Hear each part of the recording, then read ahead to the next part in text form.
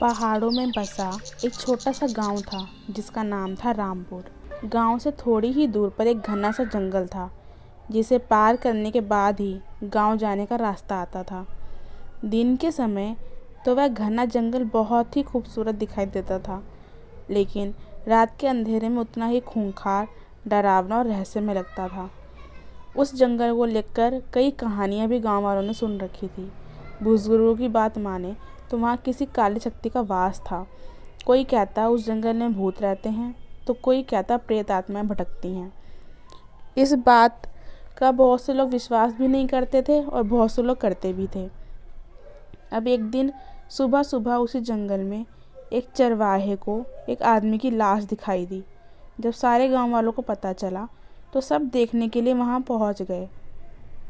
सबसे चौंकाने वाली बात तो यह थी कि उस आदमी के गर्दन पर बड़े बड़े दांतों के निशान थे और ऐसा मालूम हो रहा था जैसे गर्दन से किसी ने शरीर का सारा खून ही चूस लिया हो। सभी अपना अपना तर्क देने लगे। किसी ने कहा यह तो किसी भयानक जंगली जानवर का काम लगता है, लेकिन गांव वाले उसकी बात से सहमत नहीं थे। बुजुर्गों ने उस निशान को गौर से देखने के बाद कहा कि यह तो किसी खून की प्यासी चुड़ैल का काम है। इस घटना के बाद नतीजा यह हुआ कि अंधेरा होने के बाद जंगल की ओर कोई नहीं जाता था और यह बात चारों ओर फैल गई कि वहाँ रात में कोई भी जाएगा तो वह लौटकर नहीं आएगा। उसी गांव में चंदन और मंगल नाम के दो दोस्त रहते थे। दोनों दोस्त साथ में ही खेती बाड़ी काम किया करते थे और पास पास में ही रहते थे। एक दिन मंगल की माँ ने उससे कहा कि उसके लिए पास वाले गांव से एक अच्छा रिश्ता आया हुआ है। जब भी टाइम मिले अपने दोस्त चंदन के साथ जाकर लड़की के घर वालों से मिल आए। बस फिर क्या था, एक अच्छा दिन देखकर मंगल और चंदन पास के गांव की ओर ही चल पड़े। दिन में दोनों दोस्त अपने भविष्य की बातों में मगन जंगल से आसानी से गुजर गए। फिर लड़की के घर वालों से मिलकर दोनों दोस्त अंधेरा होने से पहले ही अपने गांव की ओर बढ़ने लगे। मंगल को लड़की बहुत पसंद आ गई थी। वे पूरे रास्ते उसी की बात करते हुए धीरे धीरे चलते जा रहे थे। चंदन ने मंगल को माँ की बात याद दिलाई कि कैसे माँ ने उन्हें कहा था कि आते वक्त कदमों की तेज़ी और मुंह पर ताला होना चाहिए। आखिरकार अंधेरा होने से पहले उन्हें गांव की सीमा में भी तो प्रवेश करना था, लेकिन आज शायद किस्मत उनके साथ नहीं थी। न जाने क्यों ऐसा लग रहा था कि आज हर रोज़ के मुकाबले अंधेरा कुछ ज़्यादा ही जल्दी हो रहा है। अंधेरा होता देखा तो दोनों ने इस बात को गंभीरता से लिया और तेज़ी से आगे की ओर बढ़ने लगे। तभी अचानक उन्हें किसी महिला की चीख सुनाई दी। एक पल के लिए दोनों बर्फ़ की तरह अपनी जगह पर ही जम गए। थोड़ी देर के सन्नाटे के बाद फिर से एक दर्दनाक चीख उन्हें सुनाई दी। इस बार चीख के बाद एक महिला की भी आवाज़ सुनाई दी, बचाओ, कोई तो मुझे बचाओ। मंगल ने पीछे मुड़कर देखा और वह जंगल की ओर जाने लगा। तभी चंदन ने उसका हाथ कस कर पकड़ लिया और उससे कहा, कहाँ जा रहे हो मंगल, तूने सुना नहीं, कोई मदद के लिए पुकार रहा है। चंदन कहता है, मंगल मेरी बात मान और यहाँ से चल, यह कोई छलावा भी तो हो सकता है और तू माँ की बात कैसे भूल गया। मंगल, लेकिन अगर कोई वाकई में कोई औरत मुसीबत में हुई तो। चंदन, तो उससे हमें क्या, इस जंगल में अक्सर ऐसी आवाज़ें आती रहती हैं, उनके पीछे जाना ठीक नहीं। चल चल हम यहाँ से चलते हैं।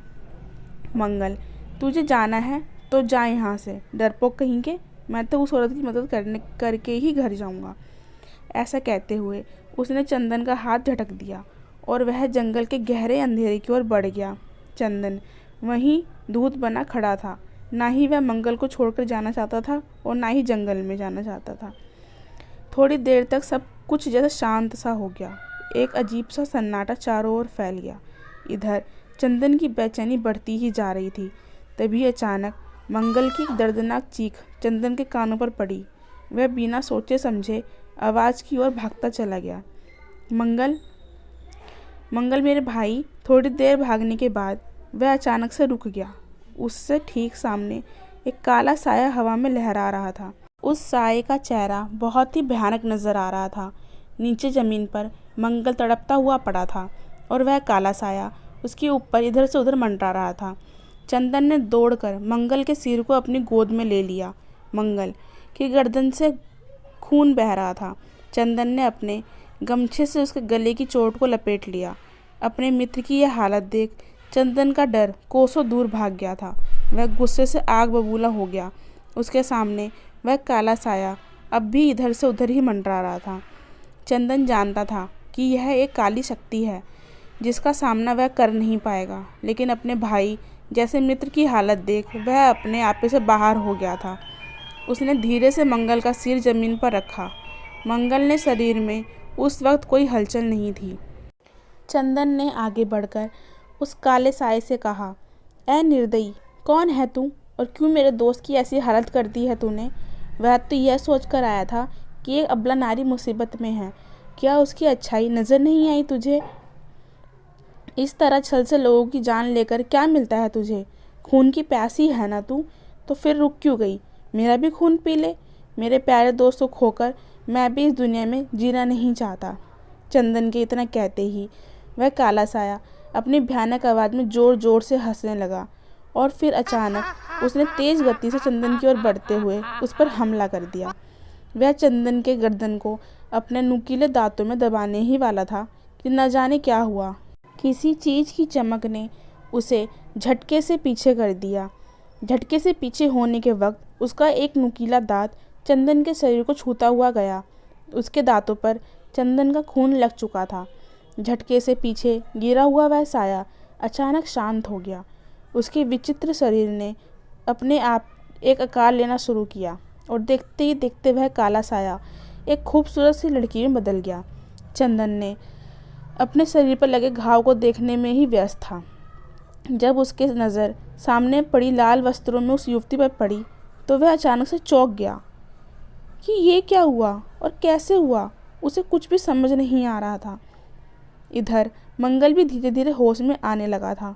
देखते ही देखते दोनों दोस्त के सारे घाव अपने आप ठीक होने लगे थे।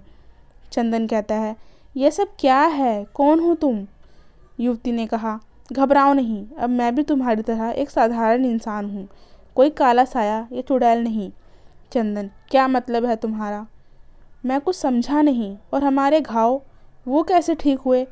मंगल ने आगे बढ़कर अपने दोस्त को गले लगाया और कहा, हाँ मेरे भाई, मैं ठीक हूँ, मगर ये लड़की कौन है? लड़की ने कहा, यह कई वर्षों पहले की बात है। मैं अपने सहेलियों के साथ इस जंगल में आई थी। यहाँ पर एक तांत्रिक साधना में लीन बैठा हुआ था।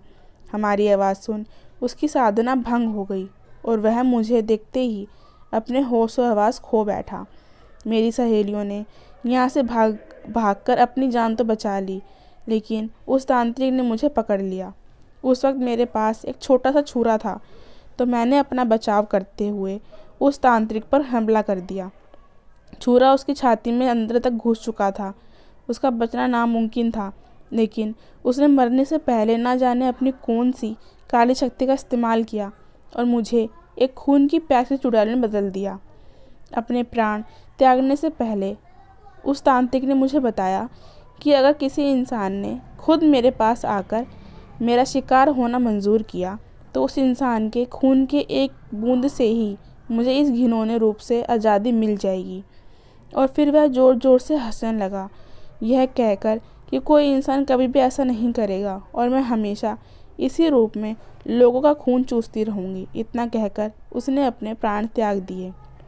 लेकिन आज जब मैंने मंगल पर हमला किया तो तुम गुस्से से आग बबूला हो गए और उसके विरह में तुमने अपने आप को मुझे सौंप दिया।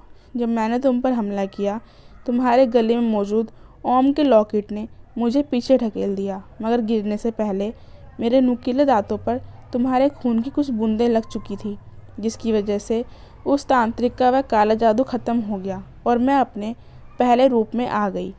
चंदन ने अपने गले के ओम के लॉकेट को चूमते हुए भगवान का शुक्रिया अदा किया। जब दोनों दोस्त वापस अपने गांव की ओर बढ़ने लगे तो उस युवती ने चंदन के पैरों में गिरकर प्रार्थना की और कहा, चंदन, मेरा यह जीवन तुम्हारी देन है। अब इस दुनिया में मेरा तुम्हारे अलावा कोई नहीं है। मुझे अपनी जीवन संगिनी के रूप में स्वीकार कर लो। चंदन ने उस युवती से कहा, मगर मैं तो तुम्हारा नाम तक नहीं जानता, फिर मैं कैसे भूल जाऊं कि तुम एक चुड़ैल हो? लड़की ने कहा, मैं एक श्राप की वजह से चुड़ैल होने पर मजबूर हुई थी, लेकिन अब मैं साधारण स्त्री हूँ और मेरा नाम नंदिनी है। उन दोनों की बात सुन मंगल ने अपने दोस्त से कहा, शायद भगवान की भी यही मर्जी है चंदन, इसके भाग्य में तुमसे मिलना लिखा था, तभी तो तेरे साथ ये सब हुआ। इसे अपना लो चंदन। चंदन, मगर घर वालों से क्या कहेंगे? मंगल, अब तू सब कुछ मुझ पर छोड़ दे। इस तरह जब तीनों गांव पहुंचे तो सबकी खुशी का ठिकाना ना था, क्योंकि इससे पहले इतनी रात गए कोई उस जंगल से ऐसे जिंदा नहीं लौट कर आया था।